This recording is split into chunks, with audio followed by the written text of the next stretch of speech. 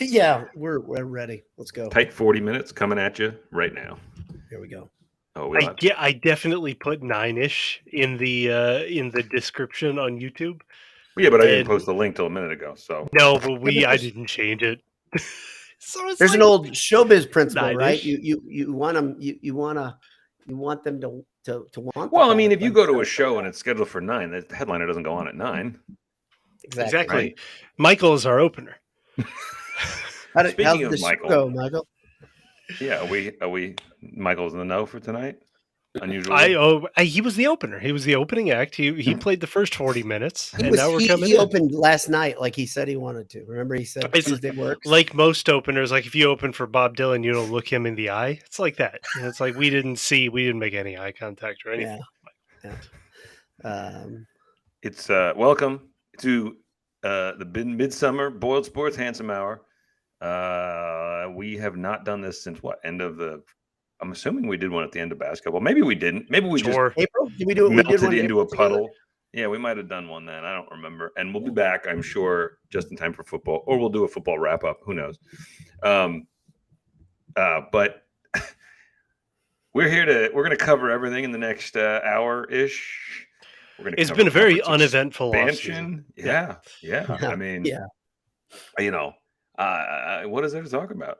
There's I don't know where do we want to start? I'm excited, as you all know, because college football is a mere 4.5 weeks away, 5 weeks at most. Yeah. There's probably other games. Is there week 0, the greatest invention ever? Great week. There has to be. There are 3 games before Purdue's game, I believe. August college football. Yeah, it's so great.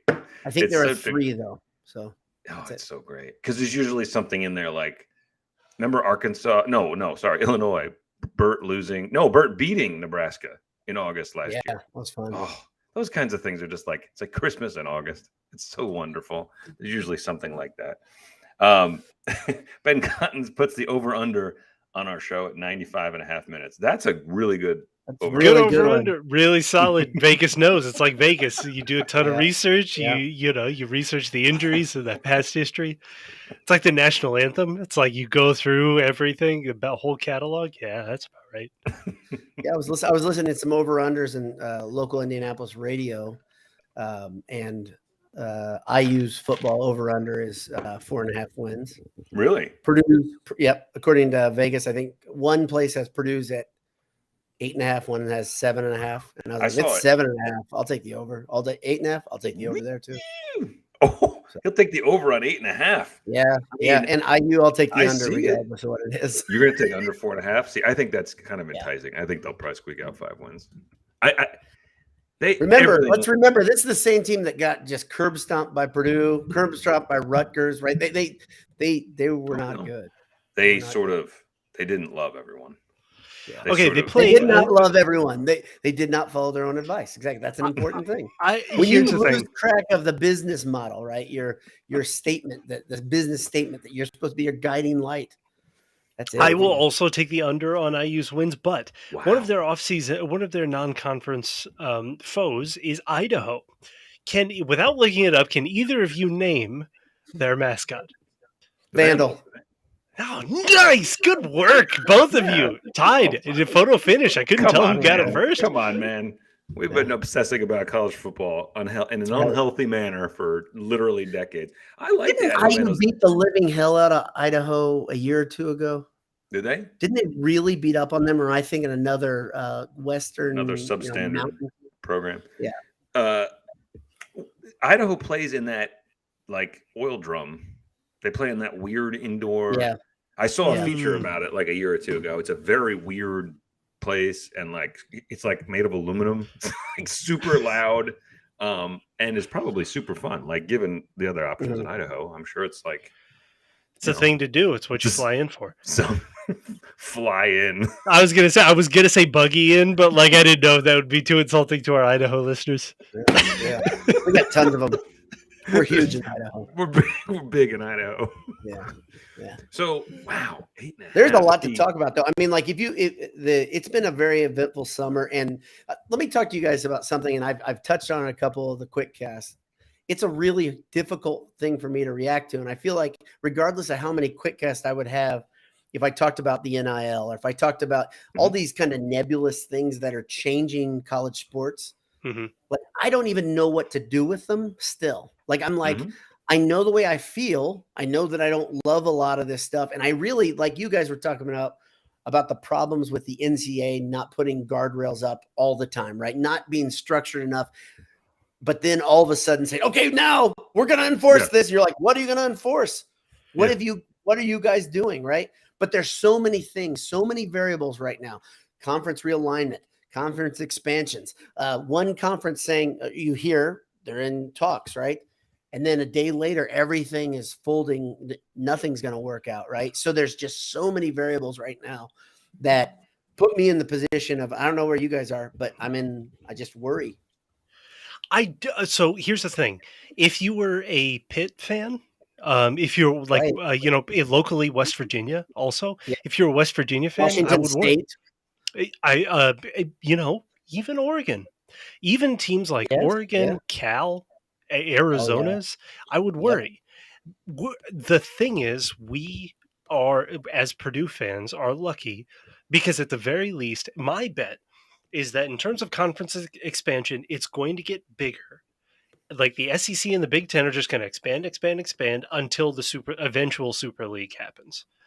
Right. And either way, Purdue wins because we wouldn't have qualified for, either of the two leagues if they were drafting, probably. Right. Like Purdue is in that second, third tier. It is what it is. We know that. We're okay with it. It's fun being here. It's fun being a Purdue fan. I'm fine with it. But like, Purdue is on the right side of things. And also when the Super League happens, we'll be left in a really good spot because we'll be in the remnants of a really good conference, right? With a lot of money. So honestly, very selfishly as a Purdue fan, I don't really care. Now, the other side of it is that if, again, do not ever count on college sports administrators for, to do the right thing. But it's like, if you then took the eventual 40 teams that are going to end up in the SEC and the Big Ten, right? The best of the rest is a really fun conference or like subdivision, or like, you could do like 3 different conferences that play each other around robin. That could be really fun. Yeah. And like even the Super League, you have like a couple bids every year from the tops of those, and you kick the bottom ones out and you move them up. Like all of a sudden, this could be really fun. Just because it's changing doesn't mean it has to be bad. And if we were West Virginia, it could end up really bad. But the problem is the nice part is we're on the right side of this. And so, you count yourself lucky and you get, you move forward, right? I think the concern he has, and I kind of share this, is I worry a little bit about college football or college sports not looking recognizable at some point in the very near future, right? So like, a lot of people are saying that, but I'm not sure what that means. Because I'm not either. Like, I'm not saying I know. But like, so just looking at the football, I don't have any idea what that means, but I do know that I know it's pretty good right now. Let's look at NIL. I don't think anybody on this show in this group is against NIL. Okay, right? None of us are. We all believe that if you're, like these guys have the ability, they should have the ability to make money from what they are. There's star power there. Rondell Moore, if he was a year younger, 2 years younger, he would have made a lot of money from NIL, and he deserved it because his brand was strong. Okay. So all of us agree with that. But at the same time, that Hornets Nest is just the possibility for what it could blow up. Because we're signing guys to professional contracts to play basketball. They're not under the guise of NIL, which is like not what any interpretation could have said that's what it was for. And for sure. It's, first of all, the first basis is that none of us are against it. The second is that, to me, at least, any system that pays the players who generate this multi-billion-dollar industry is a better system than a system that doesn't, right? So to me, this year is better than last year. because players are able, or whatever, the year before, because players are able to get compensated. That being said, it's utter chaos. You would already just go through and say, "Yep, this is better." No, I'd say the system is better. I think that's short-sighted. No, but that better is not the end of the road, right? And so what there need to be guardrails. Like we have always said this. It's all even like for me. Every player should be paid what they're able to earn on the free market, and they should be paid a cut of the TV market, the TV revenues, right? Because they're generating this. That being said, there's got to be a system behind it.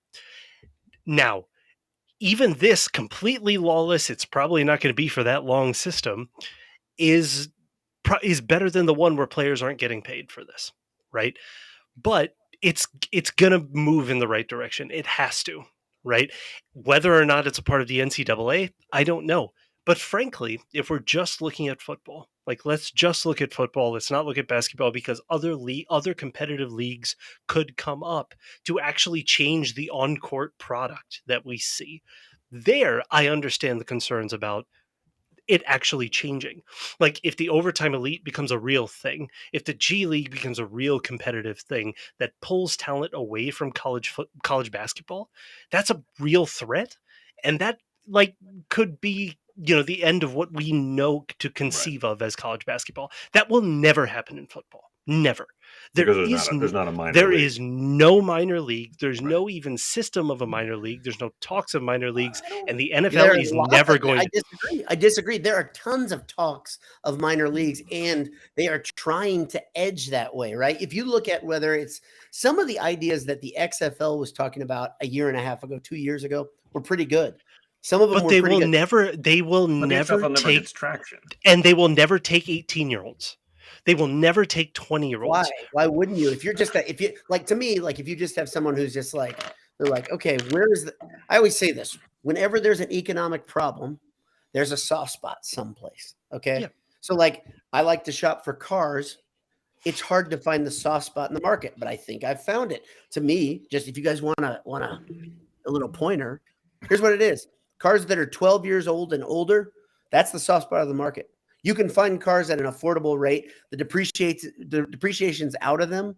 If you can get the car, that's it, because everybody wants a newer car. Even used cars, they want a newer car, right? So that's the soft spot of the market. Now, there are going to be people that are going to try to find the soft spot of the market, right? Sure, but the difference between first of all, fundamental difference between college basketball and football is that one. A 18-year-old could make a huge difference in a league. Paolo Banchero in overtime elite makes a huge difference to whatever that team is, also there are only 15 players on the team max, right? One player cannot drive that much revenue or cannot drive an on the field product in football. The other part of this is that, like, a thing that we have to, like, for me, you don't think Arch Manning, okay? You don't think that would drive a team? No. I absolutely think it would drive the revenue and the television. But in the end, if the infrastructure isn't there, someone like Arch Manning is not going to go. Right? It's not going to be his best option. Right? It may not be his best option, but Jadeveon Clowney is another guy I can think about in the last 15, 20 years who was a man-child. You're like, people knew before he was what he became, this guy is really there. There's a 14-year-old right now, and he's in the South someplace who looks like that guy that's like the size of Aaron Donald. Goodness gracious! Like, so all it takes is a little bit. Look at what's happening with the Live or LIV, whatever is the golf league, right? If there's enough backing, okay. If you have a super rich that's where it is. If you have Saudi Arabia that is backing this, sure. But is it crazy to think an oil tycoon would say? Absolutely. No. There are two sports in the world that are maybe three that are absolutely dominant, right? You could say, I don't even know, Premier League soccer, right? Yeah, and NFL football literally have more eyes than anybody. Then you have probably Formula One, and then you have probably NBA. But the whole point then it's college. No, then it's college football. So what we have to wrap our minds around is that college basketball is not profitable. It doesn't generate a profit. The NCAA tournament does, right? Yeah, and that's a big part. But no, that's a big part of it. If you destroy college basketball as we know it, and you will destroy the NCAA tournament. That's the thing. That's why it won't happen. So here's the thing. First of all, the college basketball probably will. I think they're not going to touch the tournament because it is kind of a perfect product, right? And it generates an absurd amount of money compared to kind of everything else, right? But college football, like if you take the NCAA tournament out of it, college basketball is a losing money proposition. Like the economics of it are like it's break even at best for the top teams, right? College football generates so much revenue compared to every other college sport, but also compared to most professional sports. I mean, to me, you say, well, except for the NCAA tournament or whatever, but what did the NCAA tournament generate in itself? It's dwarfed by an SEC. It's $1 billion. There's $1 billion in the NCAA tournament. And I would argue if you say the NCAA tournament plus championship week plus, that final week of the college basketball season, that's just really only a month. Yeah. But without the 2 months before, that month doesn't exist. I think that there are so many things that can happen that are bad. That's the thing. Like I just see pitfalls in all directions. So that would destroy the fact that I can watch. So like I love the idea of what you're saying about the second tier conferences being really interesting. I agree. But I also think that really quickly the gap between that second tier and the top tier could become huge. It will because of the money, right? It will, but it already is there. Can Purdue? So my question is, can Purdue win? Let's not win. Can Purdue make a 4-team tournament or a 4-team playoff? Not a 4-team playoff. Why? Yes, they could. Don't say they couldn't. If they'd have to run the table. If you run the table in the Big Ten, you'll make the 4-team tournament. So Purdue can because we are perfectly placed. Yes. And in the Big Ten, which is luck. I mean, like, it's kind of luck of history, luck of geography, like all of that, right? But if we were Pitt, it is. Like if we were in Pittsburgh, it's fortunate. It's very fortunate that we happen to be a founding member of the Big Ten, which is one of the 2 dominant leagues, right? But think about the idea, though, that Purdue, they don't just happen to be there. They were a founding member of the original conference, really, right? So that's a lot more than fortunate. I mean, sure, but they are founding members of the Pac-12, the Pac-10, which was on track to be the dominant college football force. And now it's nothing. Now it's on the precipice of ending. But as you know, because recent history and deep history, the Pac-12, the signs of the spray painting, whatever you want to say, has been on the wall for 20 years, and they ignored it. They had bad manager after bad manager say, "Oh, Larry, we're strong." What's his name? And so like that past commissioner killed it. I mean, like same thing. The SEC or the absolutely ACC killed it, right? And the ACC is in it right now, by the way. Well, in what? Like the ACC is in that same death spiral. They are in a spiral, yes, and it looks like they can't get out of it. The funny thing about the ACC, again, so let's go a decade back. The signs were there for the ACC. A decade back with the Big 12, Big 8, really 5 years ago, right? What I can't remember that commissioner, that joke of a commissioner. That last one, he was playing with fire and he did nothing about it, right? The only people that have really been out in front the entire time is the SEC and the Big Ten. And look who's driving this thing, right? Which is crazy because you'd think the Big Ten would be the ones most resistant to changing tradition. I would never have predicted the Big Ten would be the conference that was continuing to expand and expanding into weird places. Like that's... it started though with Texas, right? Like the Texas-Oklahoma move was was the first indication of like, okay, this is happening now. And it's just like, it was just a matter, like that spreadsheet that I said of the 2018 ridiculous conference, which isn't happening, but it was fun to do. I made it last year when Oklahoma and Texas happened because it's like, okay, this is where we're going. It's just this is what I said in that quick cast is that the Big Ten had to counterpunch. Mm-hmm. If they don't counterpunch the SEC, their ridiculous plans that Sankey came out right away and he said, we have many things on the table, and one of them is a self-contained national championship.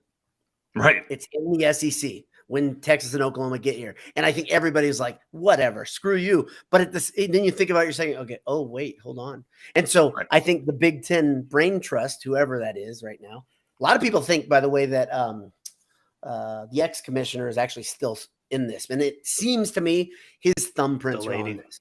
Yeah, Delaney. It seems to me Delaney is involved here someplace, right?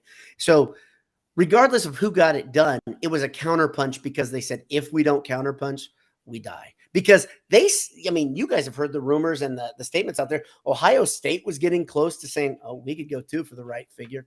Ohio State goes, that folds the Big Ten, right? Because Michigan would come with them probably. But that was stopped. And Jay shakes his head because you're like, can you imagine? I can, right? Because it's all about chasing that TV dollar and that contract. Yeah, that's all it is. So and so it's like, and that's the other thing. It's, I know you guys don't like follow English soccer, but I guess like European soccer, right? But like this is the closest analog where the fans are like, what the heck is happening? Like these used to be just backyard kind of things. This used to be kind of an intimate affair a little bit, right? Like it used to be, like Purdue, Illinois, like right? Like yeah, exactly, a Purdue game. And now it's 50 to 100 to $100 million per year per school is wild. So all of it, but so from our perspective, we are kind of looking at it as like those, local neighborhood like soccer teams that grew into these international conglomerates. Yeah, it's different.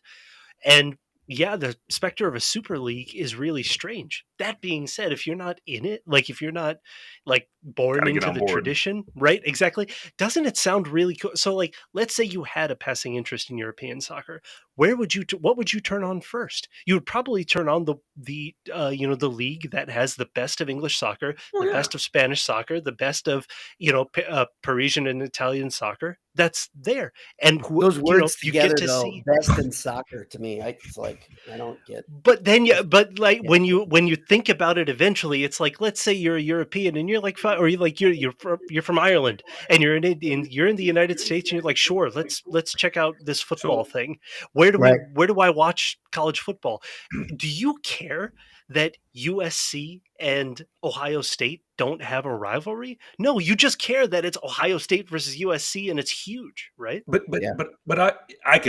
we could debate this kind of stuff. I do want to get to actually one of John Younger's comments there, but I kind of do care that I would love Ohio State and USC playing. But I like that used to be a weird, rare thing. I like that used to be an odd, like amazing, fun non-conference game. But I'm not sitting here saying, "Oh, we can't change it because I like cool non-conference." Mm-hmm. I understand things change. You got to be okay with the evolution of it. It's never going to be like it used to be. You get really old and you want things to be like it used to be. I try not to do that. But John's comment, he says, adding Maryland and Rutgers looks smarter every day. And I don't know. I wonder. It looks smarter for Maryland and Rutgers. Yeah, 100%. There it is. Because let's say the Big Ten had it to do over right now, adding, would they want Maryland or Rutgers? Like, here's the thing. Like, in today's world, like 10 years ago, this would have made sense. Now, I think I'm the only one my age with a cable subscription, but Maryland and Rutgers were added to get cable subscriptions in New York City and DC. Yep. How old does that sound right now? I mean, you know what I mean? And so it's like, so now you're adding, the LA teams, not because you're adding the LA media markets, but you're adding the two biggest brands on the West Coast, right? Yeah, and I mean, the really nice part about this is that Indiana will get a chance to go to the Rose Bowl. Nothing? Anyone? That's it. That's the way they're going. That's it. When Purdue plays at USC, do you think we'll break out the rose helmets again? Oh, I hope so. That's fine. That would be funny, wouldn't it? That would be hilarious. Yeah. Well, think about us. So John, by the way, John Younger again says, no, that NYTV market is worth a lot. Not anymore. Not this anymore. is your point. 10 years ago, it was not anymore. Maybe John needs to. I'm not trying to be funny at all. I know he reads a lot because we've no, but this is the changing mentality. This is not cable anymore. This is much bigger. You now have these weird entities bidding on what the Big Ten network is. Apple TV is bidding on the Big Ten network contract. Amazon is bidding on that contract. This is not the cable subscribing model anymore. How do you get those guys? How do you get these big what are now, I'm sorry, production companies? Now, how do you get, Netflix isn't going to do it, but like, how do you get Apple TV? How do you get, Amazon Prime TV? The numbers are, the funny thing is, they have already bid. They have started the bidding. This is the thing that's wild. If you would have said this, let's go back just 5 years ago. 5. Okay. That's not ancient history. That is, Rutgers and Maryland were in the conference already 5 years ago, right? Am I right about my? Mm-hmm. Yeah. So think about that. In like 9 years or something. So even 5 years ago, if you would have said Apple TV is going to bid on the Big Ten network contract, you would have said, "What the hell does that mean?" After USC and UCLA joined, but the thing that I was saying is that how do you get these production houses to bid on it? You get the LA brands, the only LA brands that they know. But that's so John's point might make sense then. So to have brands, recognizable brands. Rutgers and Maryland are not it, which Rutgers is why what USC brings you. Which is why what are they? Right. What is if so now? What's the New York football TV brand for college football? There isn't nothing. I would say it's close to it. Maybe Ohio State and Michigan, Notre Dame. Probably exactly. Notre Dame. Exactly. So the white whale right now is Notre Dame, right? Notre Dame again. Well, so I mean, the three things that move right now are, or four, I suppose, would be Notre Dame, Clemson, Florida State, and North Carolina are the four biggest, like the most valuable things that brands on the market right now, right? And it's only put Florida State in there. I'm sorry. Florida State. You mean that aren't currently in one of the two bigs? That's going to make the next move. One of those four will make the next move. Don't you think Florida will go with Florida State? Let's explain a little something that not everybody knows. I believe so. There's a weird automatic disintegration, whatever you want to call it, red button issue in the ACC that they all know about, and that is if either 4 or 5 schools leave the conference at one point, at one time, all contracts are null and void. This is what that is the ACC. It makes everything null and void. And this is a big deal, okay? This is a big deal because think about how easily that happens, right? Well, and 4 or 5 schools could just decide we're going to detonate the conference. Exactly. They could say, let's all go together. Then the rest of them are gone. How difficult would that be, though? That's one conversation, one conference call. And it would think about the schools, UNC, Duke, Florida State, and Clemson. Boom, we're done. Right. And does Notre Dame count? I don't know, but let's just take Notre Dame. That's the thing. The thing that I don't want to hear, because I've heard you guys have heard the same things I have about the Big 12 the last few days. So there is a very good chance that Notre Dame lands in the Big 12 and becomes their anchor. And what they want $75 million. Currently, they have $15 million, I think, on their TV contract. Now, think about this for a second. Everybody who's listening, everybody who's in this virtual room, you're asking for a $60 million raise. That is a crazy number. They will settle for 59. Exactly. What I hope they do is I hope they have to come with their hat in hand to the Big Ten because they're not going to get what they want out of that. But they're going to get 75 at least from the Big Ten anyway because what they're going to get. We know they would get that. That is in hand. But for some reason, what's the reason? You guys tell me, and I want to hear your theories. Why do they keep kicking the Big Ten in the teeth? Because they didn't need them until now. I mean, like, frankly, they didn't. They're still doing it. They need them right now, and they're still doing it. This could be over to me. They don't need that. Well, so that's the other thing. It's going to happen. It's just a matter of time before it happens. And between now and then, it's just them trying to get the sweetest deal. They're trying to get all of their home games on trying to do what they've always done. They're trying to get the best deal. It's going to be the Big Ten. It's like, it is what it is. It gives them the best money, like, to keep them competitive. Their coach just left them, and as much as they're ending up with probably a better coach, probably a better fit, a more beloved fit, the reason that Brian Kelly left was because they weren't in the big leagues. They didn't have the money for the big leagues, right? And you're insane if you don't think that got under Jack Swarbrick's skin. Right. Yeah, and so the money is going to be important. The prestige is going to be important. And frankly, the academics are important. And I love the Big Ten, but we like, see, I think the thing that I think the Big Ten has a bigger piece of leverage than maybe anything else is the natural rivalries that are in that Big Ten that's coming. You've got USC, you've got Michigan, you've got Michigan State, you've got Purdue, you've got a lot of teams they've played. The Navy thing, right? It doesn't bring eyeballs anymore. It's just Notre Dame holding on to something that it's almost like they're like, oh, we've always played Navy. Okay, cool. But the number isn't there from a TV standpoint, right? And that's a big deal. Yeah. If you look at that, which games are watched the most, when Notre Dame plays a big program, people do watch it. Because if you love them, you want to see them win. If you're like me, you want to see them lose badly. You want to see them get embarrassed. It's almost like when Texas plays in a big game, Jay gets his popcorn. He sets himself up. He has Texas plays in a big game. You want to see them lose. Oh, yeah. You don't like Texas. Am I thinking of somebody else? Anish does not like Texas. Well, Jay hates Tennessee. There's another one. And Nebraska are my two. Texas just entertains me. If they win, right. But you like seeing them lose, right? You'll tune in to see them lose a big game, and you'll tune in the same way I will tune in to watch Notre Dame lose. You will tune in to watch their fans crying, and they will cry. That's the thing. The producer catches it every time. For college football, it's so bananas. I think when you get away from college football for a while, you forget how insane it is. There will be something like that Ole Miss Mississippi State game, like what was it, 2 years ago, when the guy pantomimed peeing and it cost them the game, cost them the Egg Bowl. There will be stuff like that, and it starts immediately that last week of August and is complete bananas for 3 months, and then it just dies its slow little stupid death to the playoff.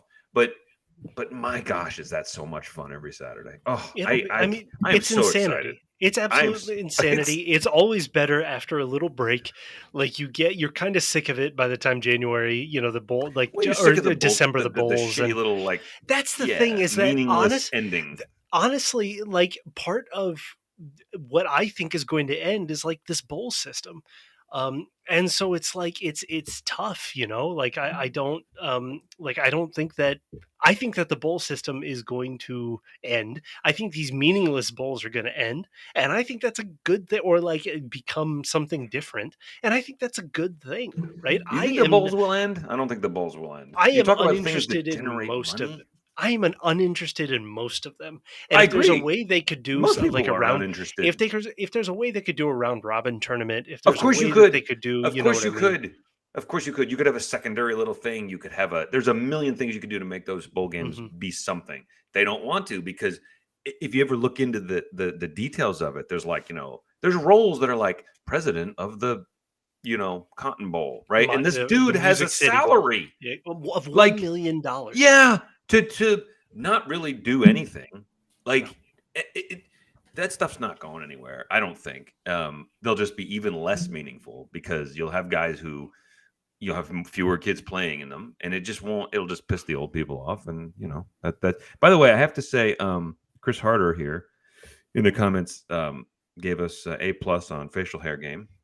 I mean, why? Thank you, Chris. I think that means a lot. Chris. I don't know. Maybe I shouldn't share what his profession is, but hypothetically, about it, but you can let if a listener happened to be an airline pilot, just for example, not necessarily Chris, but and they complimented our podcast and said it gave them something to listen to while they were flying the plane. The FAA has to be on top of this, right? I would be at once flattered and stunned, scared, stunned, yeah. Yeah, I'd be like John Madden. I'd take an RV around everywhere. I'm done. I'm done with the You don't want to know. To me, piloting and the pilots. You say pirating? Yes. Not on the seas, but music. Pirating music. Half the people here don't have any idea what that means. By the way, Anish, I'm surprised it's like cable subscriptions. It's like cable subscriptions. You're aging yourself. You have a lot of old tendencies. I have a cable subscription. It's wild. I just changed the channel. It's Time like Magazine I'm 86 years old. To his house. He walks down the driveway for the newspaper every morning in his slippers. Yeah. When you learn about, I took a flying lesson actually a month or so ago, and it's kind of, I don't know, it's like a lot of professions where you don't really want to know really what goes into it. You don't want to see the sausage made. You don't really want to know, especially when they're trying to sell you on getting a pilot's license. And it's like, when you're selling me on it being quick and not that hard, that's not the way to sell something like that. That's like saying, you know what, you want to be a surgeon? Go to Ecuador. Fine. You'll be able to get it won't be that hard. Just make sure it's a sharp scalpel, and that's it. That's the real trick of the trade. No, it should be hard. I want it to be hard. I want it to be something I'm not able to do in a short period of time. I don't want to. The kid who was my instructor was like, "You have any questions for me?" I said, "Well, he's a kid. Yes, pilot. He's a kid. Yes, this is magic." I said, "How long have you been a pilot?" He said, "Almost 2 years." Great. What do you want to do? You probably there. Well, I'm going to say something that every listener is thinking. You probably already have bought the plane. Right, yes, the fleet. I had to learn how to fly it though. It's just sitting in your private. He's one of those cool billionaires that doesn't hire a pilot, but he's the pilot. You know, they always you bought Travolta's piece of land, right? So you had a built-in runway. Story. I mean, every time a rich person decides they're going to fly planes, we've got to get Harrison Ford to stop flying planes, right? We've got to get him to stop. It's going to happen naturally. It really is. We've got to get him. This is it. We've got to draw the line as a society. The best thing I ever heard, and Chris is listening, so that I heard about piloting was it cannot be a hobby. Flying airplanes can't be something you do when I feel like it, when I got time. It's not. You're telling me it's not like riding a bike, right? Where you can just right into it. It's got to be something that's sort of your life for obvious reasons. Mark Garrity says that. Go ahead. Back in the 2000s, Purdue was ranked #1 in music pirating, national champs, baby. That's awesome. I don't know how's that ranked. They're just saying that probably Napster, right? It would Napster. Late 2000s, Mark. Are you sure? Do you mean late 90s? No, early. So late 2000s. We were the hub. When I was there, we were the hub of this next generation Napster pirating thing. It was wild. Seriously, we were still pirating music in the late 2000s? Not music, but entire seasons of TV shows, allegedly. Oh, you were using what was the DC++ D-Tella was the big one when we were there. I don't know which was late 2000s. You just said a bunch of words that didn't make any sense to me. Say that, this is me being too young or too old for it. So we'll just talk about deep sea pirating. It's fine. Right. Yeah, we missed that window where when we were at Purdue, it was still it was dial up when I started at Purdue, so there was no downloading. No, the thing, Jay, sure. When you and I were at Purdue, this dates us pretty quickly. There was do you remember you could get a subscription to Time Life Music and get 12 CDs for one. Oh yeah, Columbia. Columbia. There you go. And that was it, right? That was the people that were, they would kind of prey on you, right? Because you would if you didn't watch then they keep sending them and you'd have to be and you get your credit card to get charged. Yeah. Yeah. Oh, credit cards. That was when you walked around Purdue's campus as a freshman and they had the tables set up. Yep. Free Purdue flag if you sign up for a credit card. Ooh, I like Purdue flags. It's like, and then you get a lot older and you're like, oh, that's what predatory practice is. Now I understand. It seemed really generous at the time. Hey, thanks for the flag. Yeah, I definitely got stuff that way. That's how they did it. So we talked about. LimeWire. Thank you, Ken. That's LimeWire. LimeWire, Morpheus, Kazaa, all of these guys. Kazaa. I use Kazaa a lot. Oh, we're going down. So I've got the funny thing is I still have a couple legacy Napster songs in my collection, and my son makes fun of them because they have all these digital problems that they go. I know. Skips and whenever I don't know why it's there. Whenever I hear normal versions of songs that I had, you still hear the clip, the mistake in it. Yes, the mistake in your version. I downloaded where you heard the AOL Instant Messenger door shutting sound because someone would have ripped it with their messenger open and someone left. It's like the equivalent. It's like the modern equivalent of hitting record on the tape player when the song is playing on the radio. Yes. Oh, shut up. I think it's accurate. I think it's good. That. Of course. Yeah, you can't remember making mixed tapes on old cassettes, on tape. Yeah, when I was a kid. Were you like 3? Yeah. I wasn't too much older. I would record the Hot 9 at 9 on. On we had that WZPL, and because there was always 1 or 2 songs you really wanted to get right, and I couldn't afford the cassette single, so I would record it on the old crappy way where you'd have to time it just right so you wouldn't get the DJ's voice in there. Which was hard because sometimes they didn't shut up. Yes. Yeah. The good ones would hit the post, right before the beat would drop, they'd get it. So. Yes. Hey, there was a thing going around that was saying that, what the most affordable baseball, like taking a family of 4 to a baseball stadium thing, like prices. Obviously, the Pirates are at the bottom, which is the perfect thing. Most affordable. It's beautiful. It's beautiful. They're a terrible team. It's very affordable. It's the best stadium in baseball. It's the best. I hope they never get good. But the Yankees were kind of close to the top. But apparently, you can buy a beer for $6, according to this, in-depth study at New Yankee Stadium. So, what beer can you buy for $6 at Yankee Stadium? There's no way you can buy a beer for $6. I will just go out and call BS on that article because maybe one of the tasters. I mean, it's been a while. I don't go to Yankee Stadium because it's hard to get to. It's expensive. Everything's expensive. Like just drive to Pittsburgh, man. Drive to Pittsburgh, come see the Yankees. Yeah. I've almost flown places to take my kid to a game because I'm like, it's probably cheaper in the long run to go there and see a game than to. My favorite picture was of us in PNC Park to see not a bad team. It wasn't the Yankees, but it wasn't a bad team. And the entire section was ours. We were literally the only people sitting we were in the there section. On a Thursday?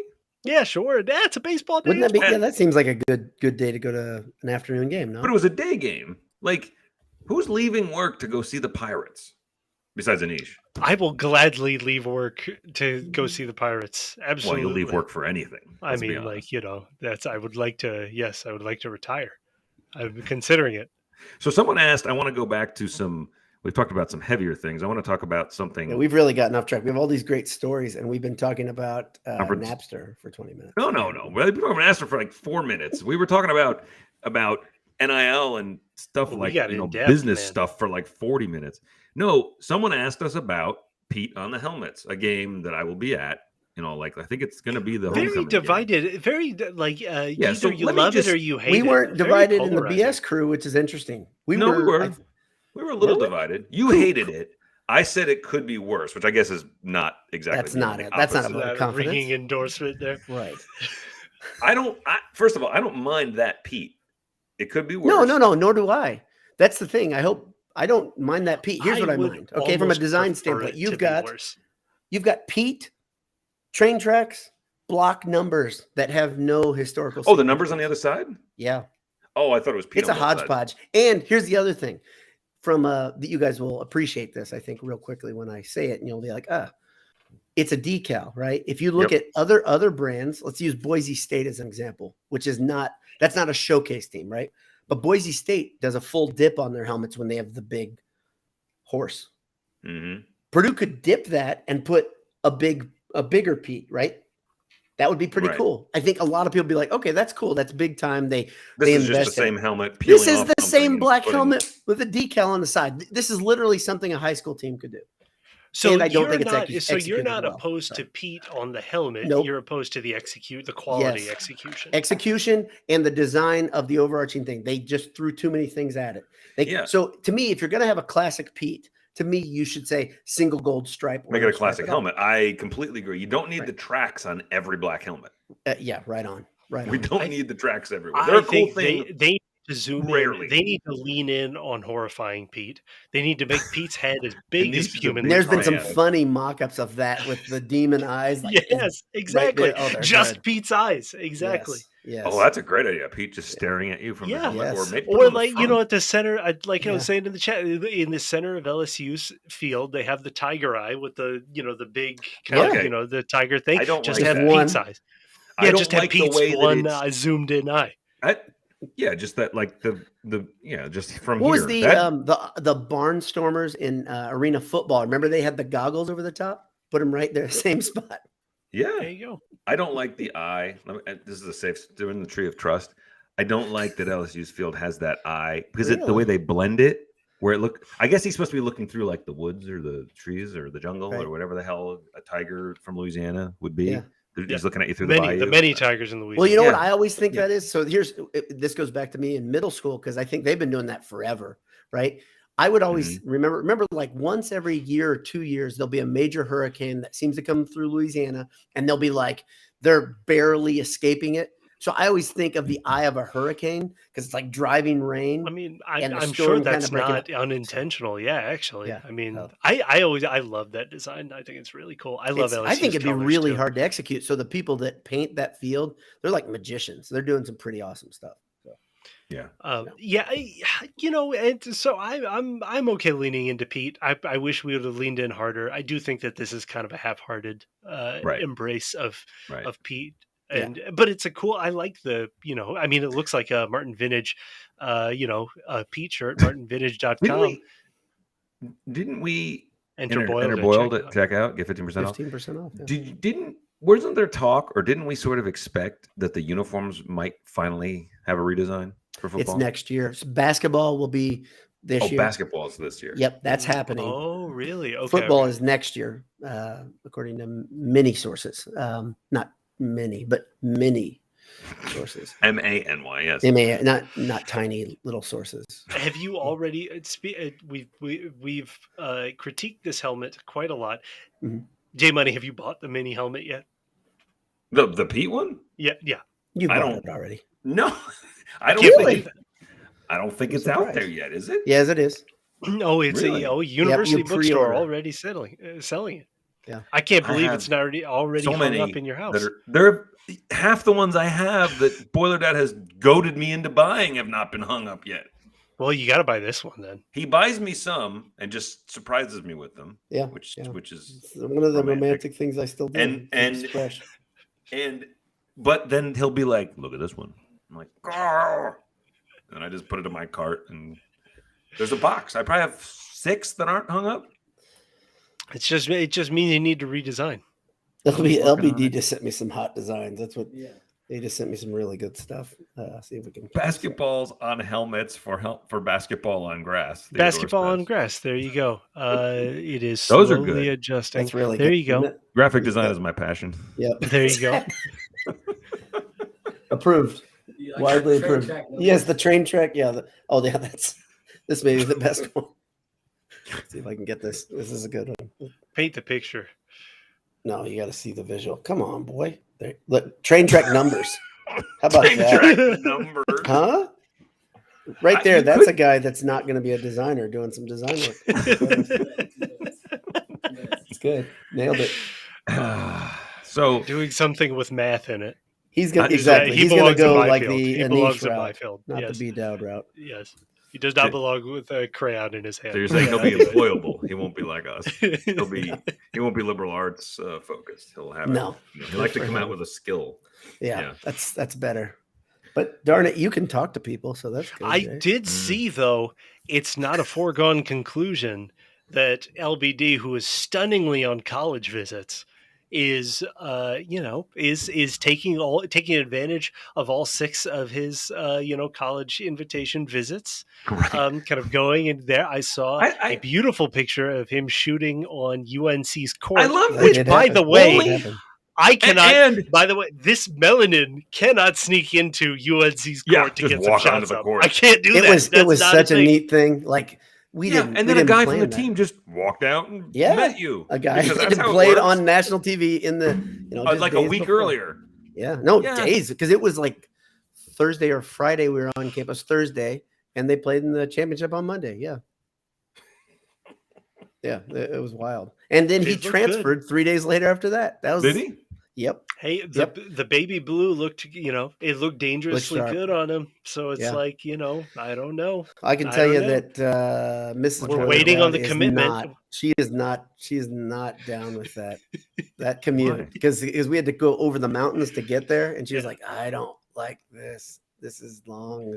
Does she know that airplanes go there, or yeah, but she knows that airplane pilots listen to us. That's right. While they're flying there, and that's bring just it right back around. Yeah. Dangerous. So the question is, she's also how scared old is heights, LBD? So LBD is going to be a junior in high school. Ben Cotton asked the question. So my wife is already saying, okay, time to start looking at these things. There's a lot of look at this guy. Sure. Look at his hair. Look at this. See, look. So it's Purdue is not a sure thing right here. You should send him to a school that delivers happiness. Well, that's much happier. So we asked some. This is totally a sidebar. There are some of you guys out there have gone through this. Many of you in the live feed have gone through sending a kid to college already, but this is the first time we have, my wife and I. So we started talking. Okay, let's get him thinking about things that matter, and we asked questions like, do big time sports matter? You know, where you go to school. Do you want to be in a city or near a city? What's the ideal dorm room look like for you? These sort of things. And so he's starting to answer and think about them, but we're still, like, it's funny in the old guy years, it's tomorrow. He's gone, yeah. Right. In his years, it's like he should never think it's so far away. It doesn't even matter. But we're like 2 years by this time next year, 2 years is a percentage. If calculated 16, in percentage of life, a long time. Like it's 2 years is not long for us anymore. Yeah, that's not. That's right. Yeah. That's why everything feels so fast, because it becomes a smaller percentage of your life. Yep. Yeah. It's crazy. Well, I'd say it to my daughter all the time. She reminds me of my age regularly. And she didn't even do it intentionally, but she does it, and they cut me up. She'll say things like, because I said, I was thinking about getting Invisalign a couple of years ago because my teeth are not perfect, and I've had a lot of dental work. I've had surgery. I've had braces, and I said, but I looked at it. I said, is the cost really worth it? And she said, plus, you don't have that long to live, so why would you fix your teeth? I've got a long way to go. Wow. You're not going to be in that many pictures anymore. Goodness gracious. Thanks for that. You know who's standing on your oxygen hose in a few years. He had a good run. He's 48. He's fine. While he's reading the life insurance policy. Yeah. Okay, so Pete on the helmets were like, meh on that. Okay. I not to drastically steer the ship in a different direction, but I know Anish is dying to talk about Jaden Ivey going to the NBA. And in purgatory, he has to be in Detroit. No, it's not purgatory. It's not. It's they're gonna make it to the Eastern Conference Finals before you know it. It's wild. It's so speaking awful. Of purgatory, in all seriousness, I don't understand where did Boogie land? He isn't. Yeah, so he's going to be on the fringe. So he was on a non-guaranteed contract. Or no? No, so he was on a non-guaranteed, and it was a team option. Team pulled it, so he's going to be back G League this summer or summer leagues and stuff like that, and then he'll kind of bounce on a roster that needs Jaden and Boogie needs on a the third same card. team. It would have been awesome. It would have been awesome. Almost. But and just seeing them once in a lineup together, it would have just been like everything. It would have been so good. Disaster, because I hate Detroit and they're so fun. They have every fun young player. They're going to be awesome. Like Cade and Jaden in the backcourt. Cade is like 6'8". He plays with deliberate pace. He's got he's got like LeBron level court vision. Like it's like he knows how to manipulate. He's pretty the court. thin though, right? He's gonna put it on. I mean, but he's got a big frame. He's not like what's his name? I didn't know he was 6'8". I didn't know he's like 6'8", man. Crazy. And Jaden is 6'5" with a wild wings, almost 7-foot wingspan, and plays at lightning speed. He already going to complement each other. So he does look better. And the court's bigger. Incredible. I mean, like that's the thing. The court is bigger, so you got more space, right? Well, it's not just that. He's so young that he's still developing as a human and as an athlete. He is going to we fell in love with his game when he was a junior in high school, and how different. And nobody really. He was just a good 4-star Purdue recruit. Like one of Matt Painter special, he wasn't even that good of a Purdue. He was fine. Good of a 4-star. Ethan Morton was in the class, and he could have been the one to break out and things like that. Oh, if you would have made me bet, I totally would have bet Morton at that point because of the way Morton played his senior year. Like I was just looking at that, I was like, man, this guy's got tons of tools and he's long wingspan and.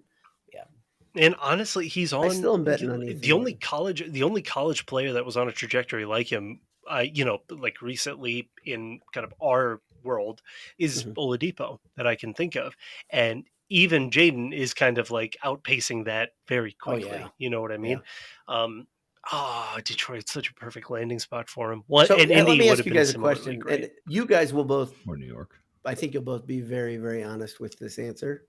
And we've talked about the last time we met, we talked about it. But now that the draft has happened and Purdue officially had a top 5 pick, and they had a guy that is a huge story in the NBA, and they have another guy that looks like he's going to stick in the league right away. Does that make the way the season end more or less disappointing, or exactly the same for you guys? I mean, like for me, exactly, I'm not an NBA fan, so Jay, it doesn't change that at all. It does make me even more despondent in the realm of like, well, it's never going to happen. I mean, Matt Painter has NBA draft picks rolling through now, and the best setup you could possibly have. And I understand the tournament; it's a single elimination tournament. It's very, anything can happen. Not really, but man. Anything can happen, but it doesn't happen. And except that Duke is always there. Well, that's my whole point about it's not random. Like I know it's not. I agree with you. You and I do agree. There's an element of disagrees a little, but a bad night ends your season. Sure, and any other. Purdue knows how to find the bad night. Let's just say that, right? I think of teams that have been really good and consistent for like a month on a row, they'll be like, okay, it's over. Purdue knows how to find the bad night. Yes. Well, but they find the banana peel. I've said that for 15 years. I'm going to be awful, I think, on the podcasts once we get to basketball season, because not because I'm trying to be that shitty fan who's like negative, because I'm going to, I'm going to stupidly go, if they're within 200 miles of where I am, I'll be there watching it because I'm an idiot. But they are never going to have a top 5 NBA. They have an NBA player on the team, maybe 2, because Trevion looks like he might stick. And isn't Sasha? Sasha will, I mean, like he's right going to make a G League. He'll be there, and Zach will be okay. Yeah, that's a lot of talent, and be all season talked about as a Final Four team, and get a draw where Kentucky's knocked out, and you have to beat a 15 and an 8. That's never going to all line up again that well, and they weren't within shouting distance of making. Yeah. And I think you guys know that I've been pretty confident that Painter will make a Final Four. I don't think it'll happen now. So. Yeah, I don't. That's where I am. And what's weird is it's a very weird place to be, because there's no part of me that's like, Painter, get him out of here. No, he's perfect for Purdue. Right. He's still perfect for Purdue. He still represents Purdue perfectly. Yep. He never embarrasses you except in the term. No, he doesn't embarrass me. But no, he doesn't. That's the thing. Nothing about this team. And when you and I, when the three of us read the words embarrass during no, they don't embarrass us. That's obnoxious. There's a difference. There's a difference. Yeah. And you said it last spring, and I think it was a great way to put it. You said he's your favorite coach's favorite coach, because they all love him. Coaches love him. Broadcasters love him. They like to talk to him. They like to see the way he works things. You like to get his opinion on things, and they all root for him. So it's like everything. Yeah, they want him to. Nobody be mad if he went to a final. Nobody be like, this freaking guy. So like we are in the spot where we are a non-blue blood trying to break through. We are non-blue blood playing in that territory, and it's hard. I mean, like, and that's the only thing that I can say. Now, Scott Drew broke through, and so then you're like, dang, why? But Scott Drew broke through by, I would argue, they did some things that Purdue exactly. I mean, like that's playing the game the way Painter plays it. Right. We're playing on the court with blue bloods, and we're trying to break through fair and square. Right. Mm-hmm. And not even fair and square, like tricking guys to come on campus. Like Painter is like unabashedly honest. Right. Yeah, exactly. What the recruit, and he'll lose recruits based on how honest he is. Right. Right. That's and he has over and over, and it's well documented, the things that lost it for him. And I respect that. But that's why he has good teams that are cohesive, because nobody comes in and then is like, wait, what do you mean I'm not playing? Like, they know what their situation is. Man, they know they're going to have to work. Trey Kaufman-Renn redshirted last year. I mean, like, how do you get a high 4-star to redshirt on a top 5, on a expected top 5, top 10 team? right? But this is the thing that like, people don't Painter. get, like, and we see it all the time on Twitter that people just simply don't understand. Even people that are big Purdue fans don't understand Purdue basketball culture and that fit. I really believe Painter has almost made a deal that he says, you know what, as good as a Final Four or a national championship would feel, I would rather not feel that and just have solid seasons over and over, because that bad season feels so bad when you have a bunch of cancers on that team. I don't ever want to go through that again. I don't want to make the deal with the devil, right? It doesn't. That maybe here's the thing. Like, it's all fake. You know what I mean? Like, it's, you know, it's real and it's fun, and the Final Fours mean stuff, and you hang banners. Like, what, like, and I'm gonna take it here because we have to eventually. Like, what we felt when we read about Biggie Swanigan's death is what it's the reason I think Painter would rather be in this for, right? Like, he would rather have that relationship with a player and be part, like, of the upswing of Biggie's story, rather than sell out for a cheap Final Four at Purdue. Sure. Right? Yeah. Like, for meaningful relationships with real players. Doesn't have to be one or the other. No, and it's not. But the thing is, it will. I think in Painter's mind, it feels good if you lose in the Sweet 16 to, you know, Shaheen Holloway, because you have the connections with the players, and in his mind, it will feel all the more better if he does it the way he wants to. Yeah, sure. Right? And so, to me, it's just like the NIL thing. Painter's been at Purdue longer than Jay Wright had been at Villanova when he won his first title. That's the one that I think people always bring up, right? Well, John Younger in the side here said it took Jay Wright a long time to break through, and I just looked because I knew that wasn't 16 years. No, he made the Final Four in his 8th year. And when he won the national title, he was in, I believe, his 5th Final Four. I'm not talking about a national title. I mean, I'm talking about Ryan, beating 15 and 8 and going to a Final Four. That's all. Yeah, and that's that. What you just said is such a big deal. Look how long it takes you to break through in the Final Four. But and so it'll happen. But Purdue is playing on the court, like in the thing with Blue Bloods. It is what it is, and it's really hard. They were not playing Blue Bloods. They've lost, but it's not playing Blue Bloods. Right. Yeah. Over and over. No, I know. I mean, like, other than they don't do that anymore. They always did. That's the thing. Painter used to play to the seed because the teams weren't as good as they are now, right?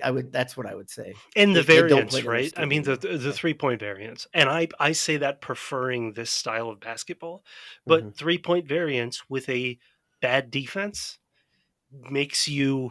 Well, this team was not. This is the thing. The three of us were on it. Well, yeah. I know Anise tried to keep it sunshiny and happy, but the three of us knew a lot. He always does that. That's right. He brings no. But you were worried. We all about knew this wasn't a Final Four team. It was It could. It had the upside for it, right? But it was all danger. You believed in the danger with good reason. But when the path cleared to what it was, a team you walloped during the season in North Carolina and St. Peter's, and you were nowhere near it. That's different. You go into the tournament and you're like, I mean, it wasn't so. First, it's a loss. It's a loss. I mean, Jaden had a 3 to tie it at the end. But yes, no, for all intents and purposes. But against a team like St. Peter's, you've been whipped because you shouldn't be anywhere near that point. You're right. North Carolina handled it. They handled it like Purdue should have handled it. Right.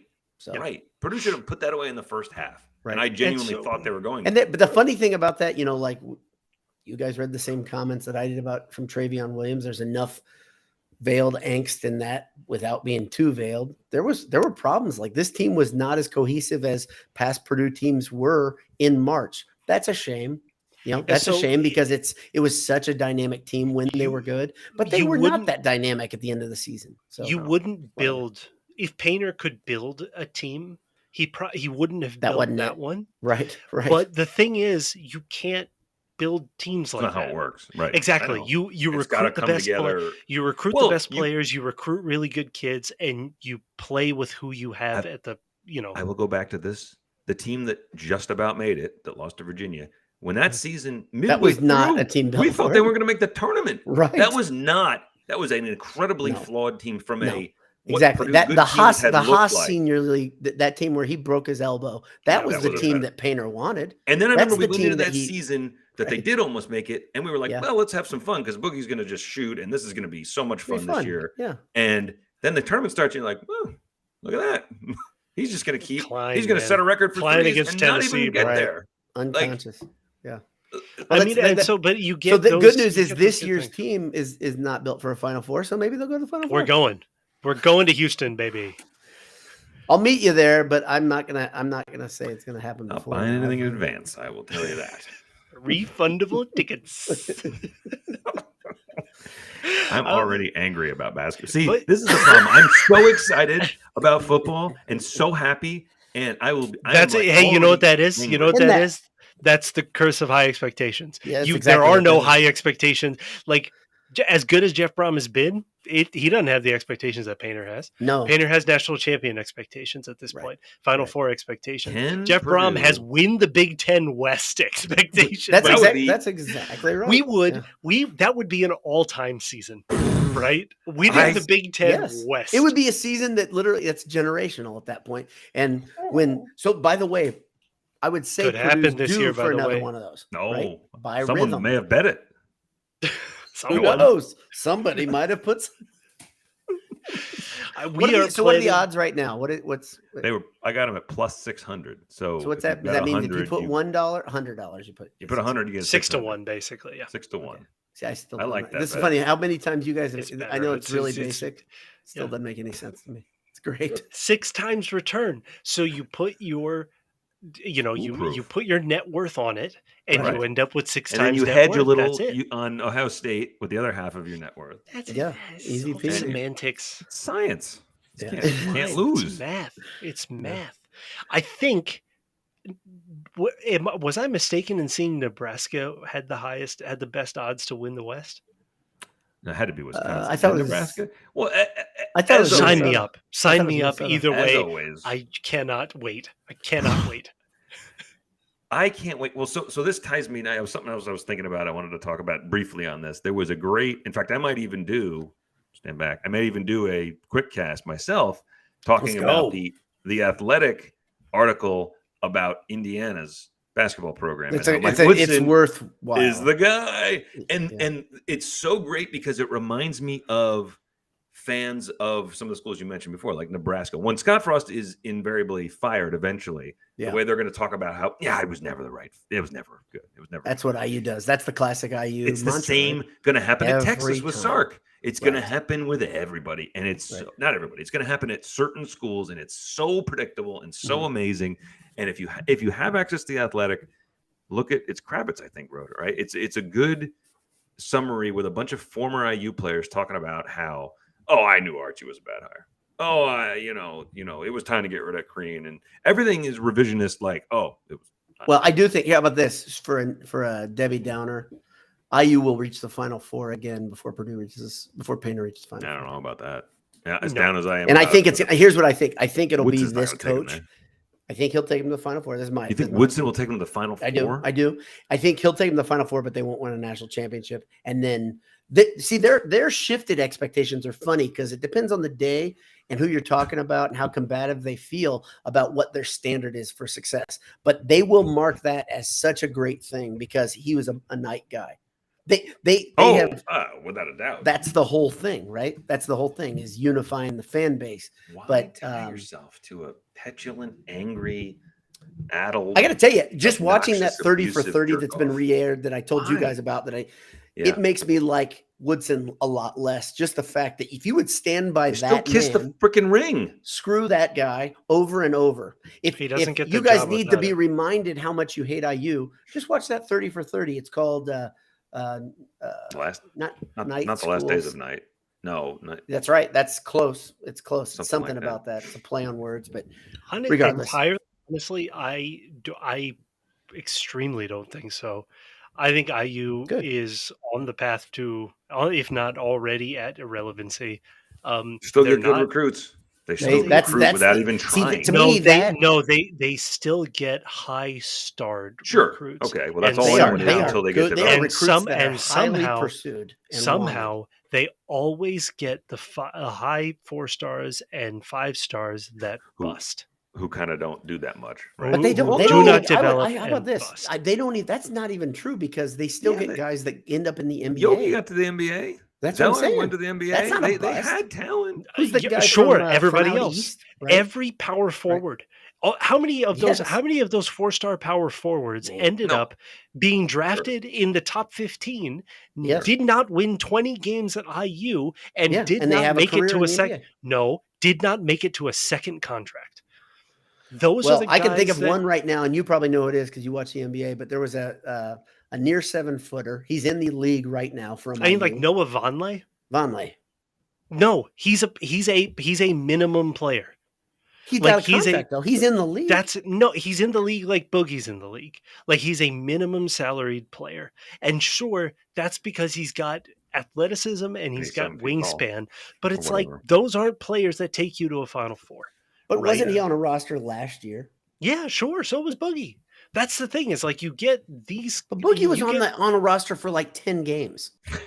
Yeah, that Vonleh. He was on. I think the last one he was on the Wizards, but don't correct me on that one. But that's the thing. Is like they're irrelevant. And so honestly, like I'm not living there anymore.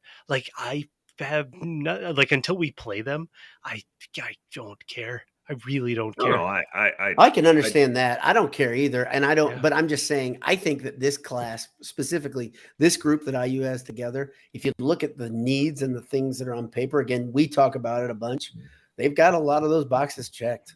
They've got a lot of them checked. The thing that's good is I think they also have guys that just absolutely wet the bed when pressure's really there. Right. You can have all the needs checked. Right. That doesn't mean you're going to come through. You can, let's pretend let's put the shoe on the other foot for a second. Let's think about this for a while or for a minute. It's not going to take you a while.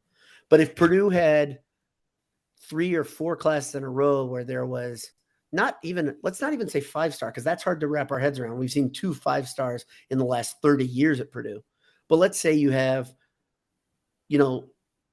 3 baby boiler classes in a row where you have 3, and I'm not even going to say 4, but 3 high 4-stars, 3 top 150 guys in a row. We would say, wow, it looks like Purdue's lined up pretty well because what Purdue does right now is these classes will spike. Next year's class is awesome. And the year after that is shaping up to be real good too. That's great. Well, I hope it sticks, right? But if they get Booker, the kid from Cathedral, that's a class like the Baby Boilers. And catching is probably better. Yeah, catching something is a heavy lean. Gotta keep that streak of Sweet 16s going somehow. Exactly. Steady stream of talent. But that's the thing. I think like if you just shift and you say, okay, now let's replace one of those with a 5-star. IU has 2 5-stars, 2 McDonald's on America IU right now has never struggled in the Creed era, in the Archie era, and now in the Woodson era with getting star recruits. Incredible. Right. And yet they pay players. They pay players. They were mentioned in the damn FBI investigation. Nobody talks about it. In the last decade, they've had 121 season. Is that right? And so it's like, come on. Like, no, I don't. Thomas Bryant. There's another one that I was thinking about. Yeah, Thomas Bryant, I know. Yeah, he was on the Lakers. He was on the Lakers, I think, and or maybe he just got signed, and it's like nothing. It's like right now you've got Anunoby, Bryant, Jordan Crawford. OG's a star. Yeah. Oh, can we? OG's a star. Like let's not be 2 ways about it. Yeah. Romeo Langford, he got his second contract, didn't he? Or no? No, he got traded to the Pacers. I get traded to the Pacers and cut. I thought, or he's not on the. Oladipo's had 3 contracts in the league, right? Yeah, injuries for him. So to me, it's OG and Oladipo are the signs that you point to. Zeller. Is Eric Gordon done, or is he still playing? Eric Gordon is still collecting checks in Houston. He's perennially on the trading block and still collecting checks. But think about that list right there. We all. You would think you would have more than one Sweet 16 run with that. You've done something special to not get it done. But Purdue's. I get to tell you this. Purdue's heading down that path where you're going to look at the Jaden Ivies in the league and be like, wow, Purdue never goes anywhere, even though they have this steady stream of players coming through. Exactly. Not there yet, but but they're getting close. And if you say in 3 years that they still haven't gone to Final Four, Yep. Because they're going to have at least, I would say, in that class with not this year, next year. Okay. The class that comes in, those, if you get Booker, if you get 3 of them, I think one of them leaves after his first year. Longhorn. Right. Yeah. Gibbs Longhorn. Maybe, I mean, that guy, man, maybe, but again, they've got to be the right light. They've got to be, wings, basically. Wings are the ones that are one and done at this point. You know what I mean? For everybody, for guards and centers, it's better to be like, here's a thing that we can bet on. Is this going to be Zach Edey's last year? I'm not convinced anymore. I think so, just because he's so rare. Convinced. The fact that Canada loves him so much, and I keep hearing he'd be a guaranteed Raptors pick. Honestly, the Raptors coach is the Canadian team head coach, and he loves him. So it's like, you know. And I think he is smartly set. I mean, the funny thing is he didn't pursue it at all. He's content doing what he's doing for one more year, and that's awesome for Purdue. But I think this is it, and we should enjoy it. But the funny thing is Berg is probably going to just plug and play, and we're gonna have another. He's huge. All Big Ten. He's huge and skilled. His tapes are great, and I think Edey now he's kind of grown into his anger. I honestly, love it. It's just like it. Honestly, we talked about the post, the post class of 4 season around Carson, the Elite 8 season, like. Just give it to Edey and let him eat. Like, let's see what happens. That'll be fun. Right. And seeing Zach like this is like such a new, it's so refreshing just to see something different in college basketball, right? Yep. Like, again, I say this, loving the way Boogie played, like just gunslinging undersized guard. Let's do it. But everybody plays like that now. And so it is fun seeing this behemoth. Throwback. Just play like Shaq. You know what I mean? And so it's like, let's try it. Let's see what happens.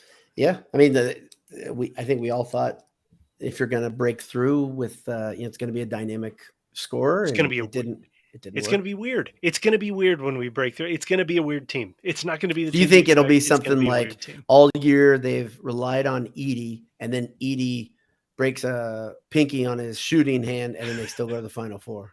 It'll be weird. I'm telling you. And it's going to be Ethan Morton going apeshit like a Michigan shooting guard. Shooting 45% all the way through the NCAA tournament. The third splash brother, Jordan Poole. Yeah. Yes, exactly. I mean, you talk about, teams that don't advance to the Final Four. Anish, I think every podcast we are contractually obligated to mention Fran McCaffrey has never taken a team past the second round. Such a fraudulent entire athletic How many years did we look up? Like 28 years coaching or something? He's at like 3 different mid to high major schools. Never been past. You know how many Iowa fans sound like John Younger and say, took Jay Wright a long time. That's all Fran needs, a little more time. But you talk about a couple more. And I don't want to talk about Iowa. I don't want to talk about Iowa basketball. But you guys were just listing off the good players and the times when IU has had teams that kind of check the boxes. Iowa has had some teams. Oh yeah. That defensively can shoot, have big guys. Don't they have 4 guys in the league right now? Yeah. That's criminal. Stupid. You know what's funny? By the way, Keegan Murray looks real. Yeah, and you're going to be mad next year when his twin brother does the same damn thing, because he's going to flail out in the second round. Second round, baby. Second round. He goes and gets drafted in the first. You know what's funny? Here's the thing to leave us on, because we're at 1 hour and 18 minutes.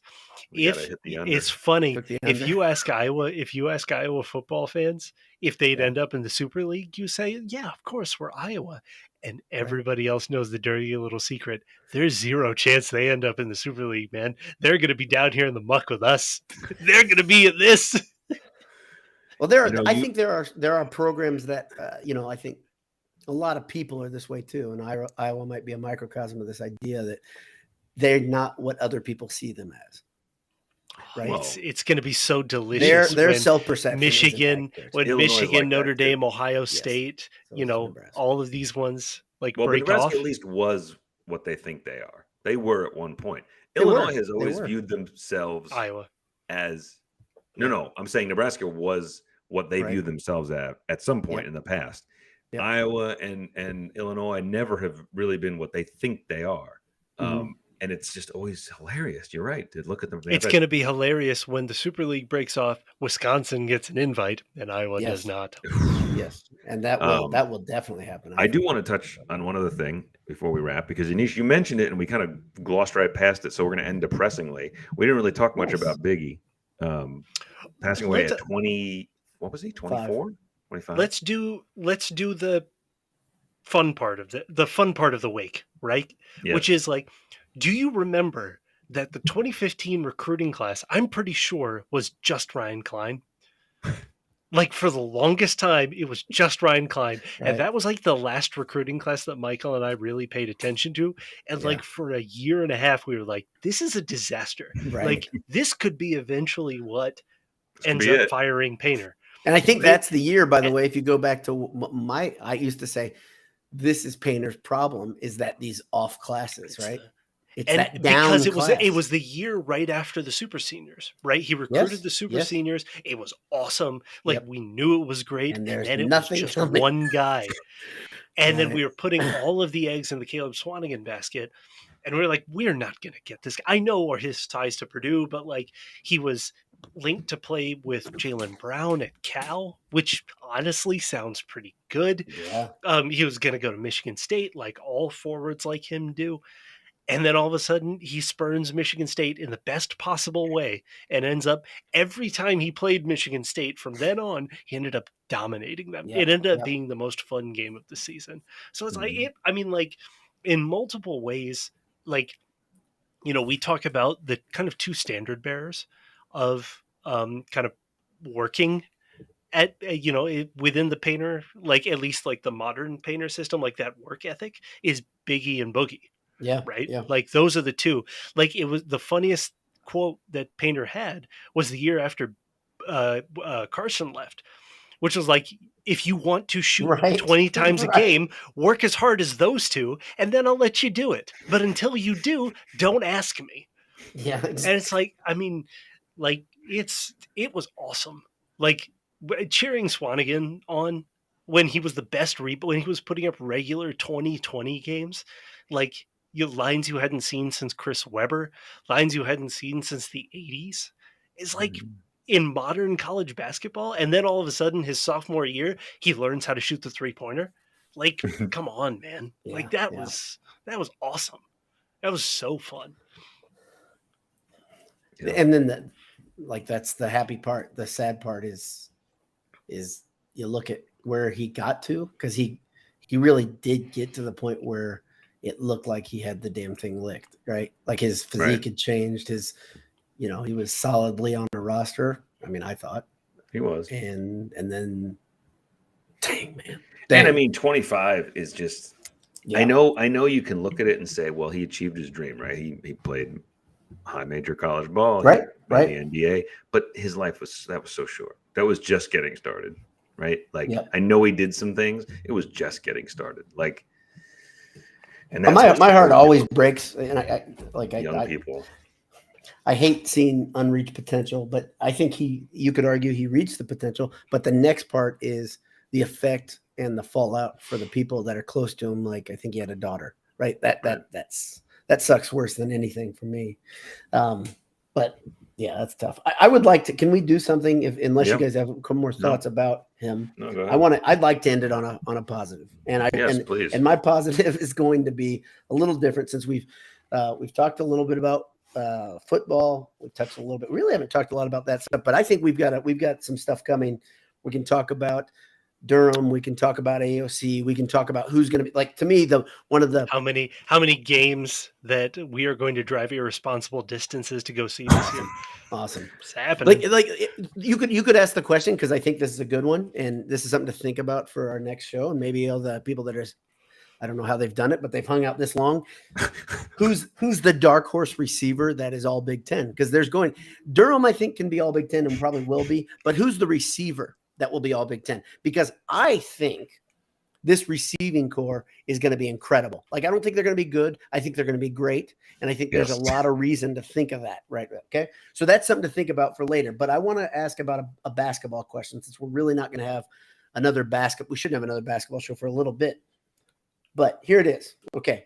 Edey is the best player on the team coming in, obviously. I look at the roster and I see so many guys with chips on their shoulder and so many guys that are talented. Okay. Like even the guy that's right after Edey on this that I'm not going to say, the next two maybe are guys that have a reason to be pissed off right now. Okay. Who's your dark horse? All Big Ten player out of the remaining roster after Edey. Because I think Edey, to me, is a first or second team All Big Ten guy. Shooing. Who's the next guy? Who's the guy that surprises everyone? I'll read them off to you. Huh? There you go. Okay, so, and Gillis is the guy that has a built-in chip on his shoulder, right? We love that. Waddell, First, Lawyer, Smith, TKR, Newman, Jenkins, the transfer, Morton, and Berg. Every one of those guys are guys that nobody expects anything outside of the Purdue family, other than maybe TKR, right? I would say, but then I get in real quickly. I'm like, oh boy, First, a healthy First for an entire season. Ooh, that's attractive. Waddell coming back full strength bombing, right? I love Smith because I think he's pissed off all the time. I think Newman is very, very, very ready for a big breakout. I love that guy. Especially what we saw him at the end of the year, by the way, Newman. Yes. He gave us a little glimpse. It's still there, right? Here's the thing. This is a Berg, who nobody in America knows. But they know he's at Purdue. He's like that giant skeleton. Right. They do know that. Like stomping on cities. Purdue should offer him.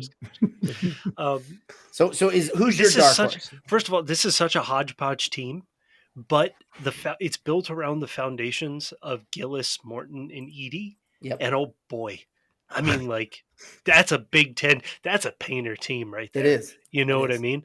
Yep. And so that's why it's like it's when Painter breaks through, it's going to be a weird team, and I wouldn't entirely it's not. They're not going to win the Big Ten, but like no, they won't. If it's this team that breaks through, it's going to be the one that Matt Painter's proud of, right? Well, this is Matt Painter basketball right now, guys. This is when he's best. Nobody expects anything. He is so good at that. He is not good when the expectations are. When the lights are on, and they're he making is so good when no one thinks anything. He is. That's where he and Bo Ryan, the similarities are very. They're going to be good. No one denies this. They're going to be good. They're always good. By and large, the Painter era, top three in the Big Ten, Sweet 16, baby. Good team. Exactly. They've been very top three good in the Big teams. Ten, Sweet 16. Again, there are so many worse places that you can be. Oh, here we go. Oh yeah. But like, here we go. Got to look on the sunny side of life. Yeah, you're asking me who's breaking through. I think Ethan Morton is going to be first. I think he's going to be second team Big Ten. I love it. A lot of grit on this team. A lot of grit. It's a gritty team. This is a gritty team. I look. All I see is exactly. Are they locker room presences? Are they good IQ at the high IQs? High basketball IQ. Yeah. Or are they middle IQs? Oh, they're high IQs. A lot of coaches on the floor. High basketball IQs. A lot of coaches on the floor. So many coaches. I don't even know where to look. All these guys are wearing suits. How about that? That's what Purdue should do this year. Is their warm up should be suits. Just tear those off. Coaches on the floor. Coaches on the floor. When was the last time Matt Painter wore a suit on the sidelines? Would have been pre-pandemic. Pre-pandemic. But even then, he did it pretty starting to. No, he was wearing them. He was wearing them. No, that completely changed when we went back to playing with nobody in the arenas. It was like, he embraced that. We're all still watching on TV though, right? And it was the same in the NBA. No, it's just radio. It's just radio broadcasts. Yeah, right. Exactly. Now it's fine. It looks great, but like, it's crazy how everyone just was like, "Yep." The only guy who does it is Mike Woodson. Still, Woody doesn't seem to have anything but his pants fit like my suits from 10 years ago. Yeah. They're so big. Listen, I've had a bunch of suits when he was the Knicks coach, and I think he just recycled really nice suits. Yeah, exactly. Right. I have nothing to say about Mike Woodson except I want to have a whiskey and a cigar with Mike Woodson and Matt Painter, just at a steakhouse. Yeah. Just at a steakhouse, just to listen. I'd love it. Yeah, there's lots of stories there. So, hey Jay, so you got to answer. You said Gillis, right? Is that your final? That's my answer. Yeah. Okay. Hell yeah. Okay. If you're giving me anybody but Edey as my dark horse to be an All Big Ten guy, yeah, those three. And Trey Coffin-Wren. See, I'm going to go first. I go with First. I like First a lot, and I think TKR kind of bumps his minutes down. Like I really do. And we're going to play a lot of like 2-4s. That's the thing that would regulate that, right? I think Trey Kaufman-Renn is going to be awesome. Like, and I think he wants it, and I think he's such a good fit for Painter. Right. And he bought it already. Again. It's in, boy. I'm ready to Final Four is what you're thinking, right, Jay? We're going to go to the rack. I'll drive over. They don't play at the rack this year. I don't believe. They don't play at the rack. The historic rivalry. I don't believe they come to Jersey Mike's. The Piscataway. Thank you very much. Maybe we can go see UCLA when they visit. That'll be fun. Yeah, that's a Purdue and Rutgers and UCLA are now going to play in the rack. UCLA is going to bring their 11, 12, 15 championships, how many they have, into the rack to play a conference game. They might come play football at Rutgers. It's going to be the best. That won't make any sense. Exactly, it won't make any sense. It's so stupid. It's so stupid. You have to have cross-country flights for college freaking football. It's going to be so weird. It's going to be so weird. It's insanity. That's why, and we're at 90 minutes right now, but that's why it's hard to believe that this is not. By the time UC and UCLA actually are joining, other Western United States teams will have to have been joined because they have to have someone to play. They can't. Yeah, this can't play the rest of the Big Ten West. That's ridiculous. But the leading candidates, I think, would be Stanford and Washington. People keep saying that, but how do you? I agree with him. I agree with him. How's Oregon not there? People keep saying that. Why is Oregon? Why would Oregon? What's Oregon bring other than Nike? They don't bring Nike. They don't bring anything. Like, what's Nike going to do? Not sign contracts with any of the Big Ten? Washington brings to me that's the best. The only football brand. Yeah, the only Pacific Northwest brand of football. Oregon football brand is far better than Washington's. Get out of here. Not what? So. Not consistently, no. Yeah, not consistently. No. Really. No. Like modern, yeah, for sure. Right now, yeah, for sure. But like Washington's been good. They stay good. They're good. And I'm not even convinced they had Washington. Like I think they had Stanford to just as a an extra thing for Notre Dame, and that's it. About I think Stanford's in. I think Stanford's in. I think Stanford would. I loved. So Ken asked the question about Colorado. I told you my beauty. The whole thing was a land bridge you built. It's not happening. No, it's not going to happen. But I wanted it to be Colorado, Utah, Stanford. That's really. Then you go right across the west. Exactly. I would love to go to Boulder for a Purdue game. Yes. Are you kidding? Yes. That'd be awesome. That place looks great. It'd be gorgeous. Washington looks great on TV. That's the thing. These are the teams that'll end up in that fun. Or yours. These are the teams that'll end up in the fun Big 12 now, and like that's interesting and wild and crazy. Yeah. The Big Ten will add Stanford because academics or whatever. Stanford fits the Big Ten really well, and also Cal Notre too? Dame. And also Notre Dame. Cal, but why? Again, Stanford might want Cal, no? No, there's no political will there. Or would they like to stick it in Cal's eye?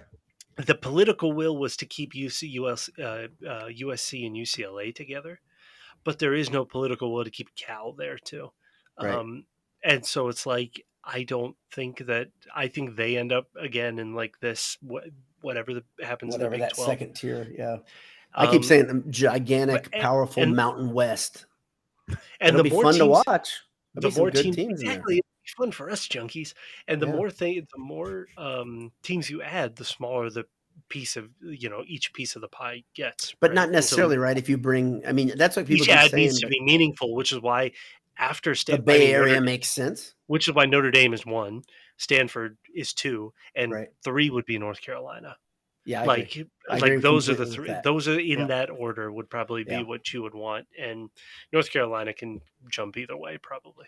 But the hard thing about all this, obviously, everybody listening right now and everybody talking has put way too much thought into this. That way more thought than the NCAA. Than the NCAA. I'm sure the Big Ten. There's conversations, but you're like, none of this makes sense until it's announced, and then you're like, and then it still doesn't make sense. It makes less sense, right? Oh, it's official. Okay, that doesn't make sense. Big Ten Network, USC, and UCLA. Yeah, what's next? We don't know. Figure it out. It'll just figure it out. Wait till the ACC implodes. Yeah, well, that's the thing. That's the house is on fire. Everybody save yourself. I don't know whether to be impressed or mad at who set the over under. Why am I forgetting? Exactly. He said 95 minutes, and it's 94 right now. I'm telling you, it's like Vegas. He knows. I know. Yeah, it does. We're that predictable. We did not thank we didn't thank all our sponsors, did we? AJ's in AJ's.com. Right, Eat AJ's. EatAJ's.com. Go to AJ's, tell them Boiler Dad sent you, and that you would like a sweaty hug that smells like meat. Right. All mine do. Martin Vintage, 15% off. Enter Boil at checkout. Great t-shirts. The Ghost of Gridiron Metalworks. I don't know if they're still Ghost of Gridiron Metalworks, past and future. Somebody said they're taking orders again. You said that. Yeah, their e-site's kind of up. Kind of. I don't know what to do. It's a mystery. It is a mystery. Everything's a mystery. Derek's a man of mystery. It's been a pleasure. I'm so happy to be back. I'm ready for the rest of my summer to be enjoyable and hot and sweaty and filled with meat sweats. Scantily clad, and then in no time at all we'll be drunk on Purdue football. Tailgating at a generic parking lot near you. Yep. That's right. Thanks for tuning in. Thanks to our sponsors. Love you guys. Good night.